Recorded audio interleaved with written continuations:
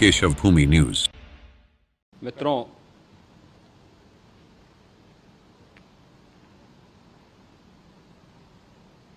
महाकुंभ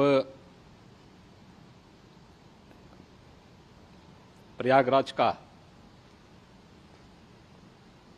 आज मौनी अमावस्या का मुख्य स्नान है और कल सायंकाल 7 बजे से ही काफी बड़ी संख्या में श्रद्धालुजन प्रयागराज पहुंच करके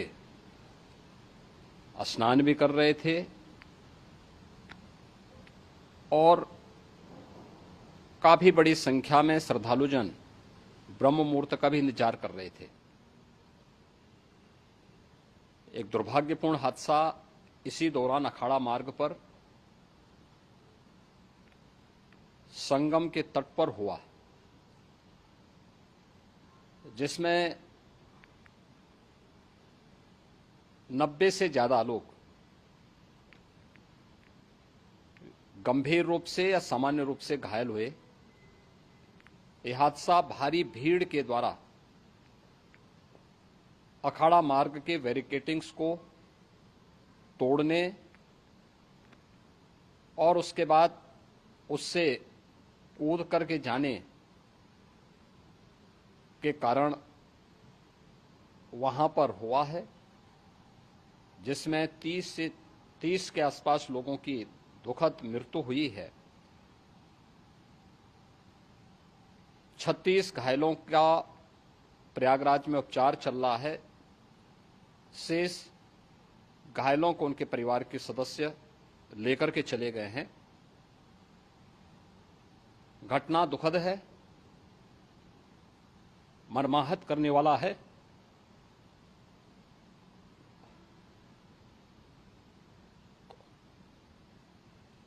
उन सभी परिजनों के प्रति हमारी पूरी संवेदना है। हम लोग रात्रि से ही लगातार प्रशासन के संपर्क में हैं। मेला प्राधिकरण, पुलिस प्रशासन, एनडीआरएफ, एसडीआरएफ,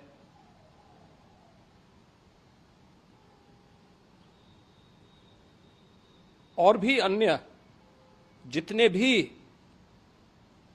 व्यवस्थाएं हो सकती थी उन सबको वहां पर तैनात किया गया है। परिणाम उसी का है कि हादसे के कुछ ही देर के बाद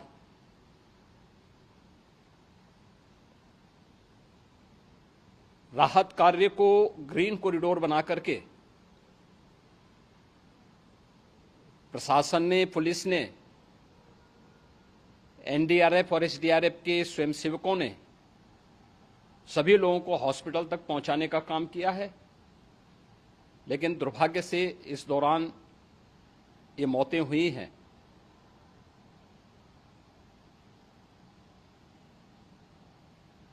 स्वाभाविक रूप से इन सब मुद्दों पर प्रश्न उठना स्वाभाविक भी है।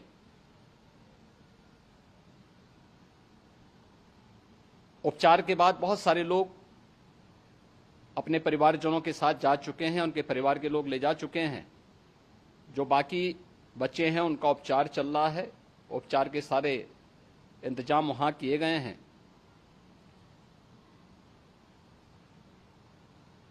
प्रेशर मौनी अमावस्या का ये मुख्य स्नान है महाकुंभ का, और बहुत ज्यादा प्रेशर प्रयागराज में होने के कारण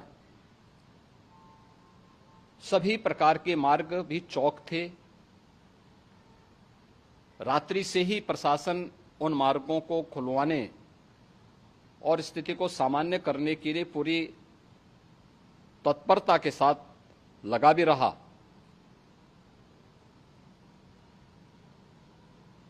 ये सभी घटनाओं के बाद, ये जो हादसा हुआ है, इस हादसा के बाद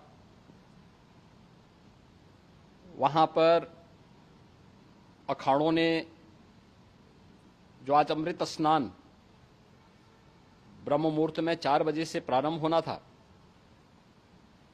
मेला प्राधिकरण के अनुरोध पर उन्होंने स्थगित किया था। अपराह्न में अमृत स्नान प्रारंभ हुआ, जिसमें सभी अखाड़ों ने और अन्य जो सहयोगी संस्थाएं हैं उन लोगों ने इसमें भाग लिया। सभी पूज्य आचार्य महामंडलेश्वर भी इस अमृत स्नान में भागीदार बने। प्रयागराज में आज 8 करोड़ से अधिक लोगों का, श्रद्धालुओं का दबाव था। यद्यपि अगल बगल के जनपदों में मिर्जापुर, भदोई, प्रतापगढ़, फतेहपुर, कौशाम्बी, इन सभी जनपदों में भी होर्डिंग एरिया बना करके काफी बड़े पैमाने पर श्रद्धालुओं जनों को रोका गया था, जिन्हें अमृत स्नान संपन्न होने के बाद, जब सभी अखाड़े स्नान संपन्न कर चुके हैं, उसके बाद अब वहां से रिलीज किया गया है। इतना भारी दबाव ये पहली बार वहां पर देखने को मिला था, और जिसके बारे में हम लोगों ने पूरे इंतजाम करने के प्रयास भी किए गए थे। रेलवे स्टेशनों पर, चाहे वह झूसी हो, चाहे वह प्रयागराज सिटी हो, प्रयागराज हो, फाफामऊ हो, उन सभी पर लगातार दबाव बना रहा। रेलवे ने भी इस दौरान वहां के दबाव को ध्यान में रखते हुए मेला स्पेशल चलाई।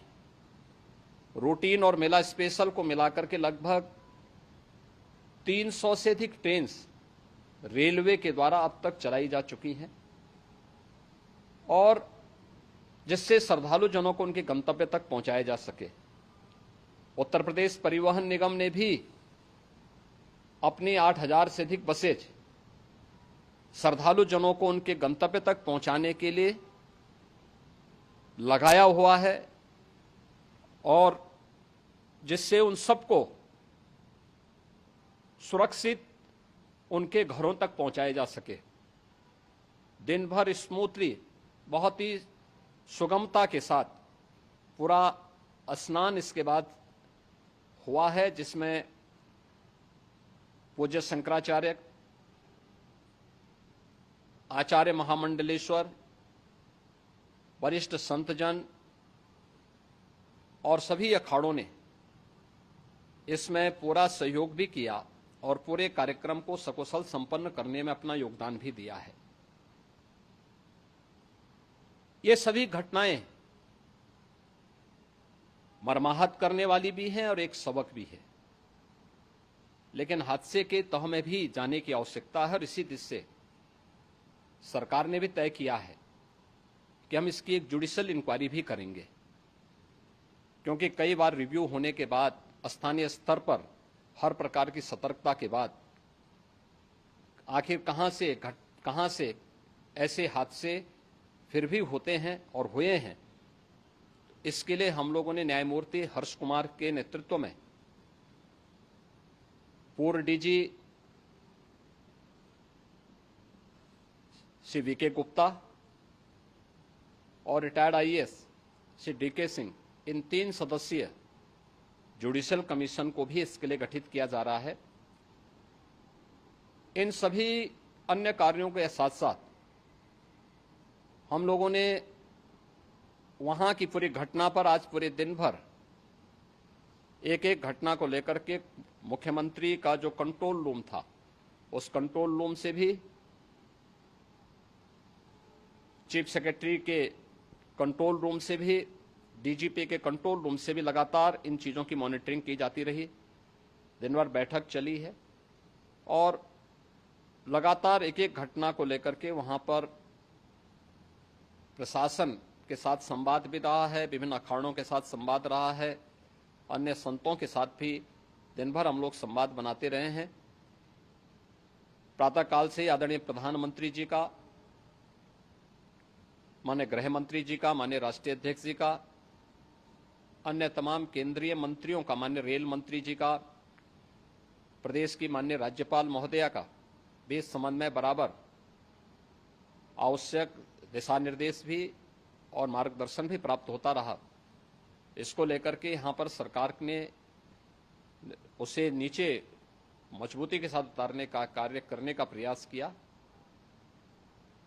घटना अत्यंत दुखद है। मृतकों के प्रति मेरी विनम्र श्रद्धांजलि है। जितने भी मृतक के परिजन हैं, उन सभी परिवारजनों के प्रति जिन्होंने अपने परिवार के सदस्यों को खोया है, मेरी संवेदनाएं हैं। विनम्र श्रद्धांजलि उनके प्रति संवेदना मेरी है और इस पूरी घटना की हम लोग न्यायिक जांच करवा करके इसकी तह में भी जाएंगे।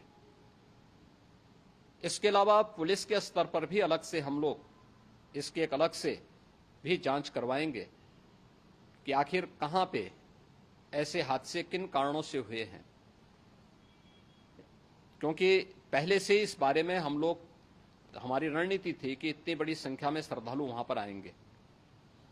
मृतक के परिजनों के प्रति हम प्रदेश सरकार की तरफ से, जिन्होंने इस हादसे में अपने परिवार के सदस्यों को खोया है,